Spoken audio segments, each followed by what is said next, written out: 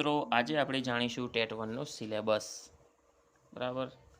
તો પહેલા વિભાગમાં આવે છે બાળ વિકાસ અને શિક્ષણના સિદ્ધાંતો. એમાં સામાન્ય માનસિક ક્ષમતા અને માહિતીનું અર્થઘટન. વિભાગ 2માં ગુજરાતી ભાષા કે જેમાં ગુજરાતી ભાષાનું જેમાં વ્યાકરણ અને 1થી 5ના વિષય વસ્તુ વિશે આવે છે. વિભાગ 3 અંગ્રેજી ભાષા, તેમાં પણ ભાષા અને 1થી 5નું વિષય વસ્તુ આવે છે. વિભાગ 4માં ગણિત આવે છે. ગણિતમાં બધું જ આવે છે. રિઝનિંગ, 1થી 5ના દાખલા અને લોહીના સંબંધો એવું બધુંમાં આવે છે. અને વિભાગ 5 કે જેમાં પર્યાવરણ, સામાન્ય જ્ઞાન, પદ અને પદાધિકારીઓ અને વર્તમાન પ્રવાહ આવે છે.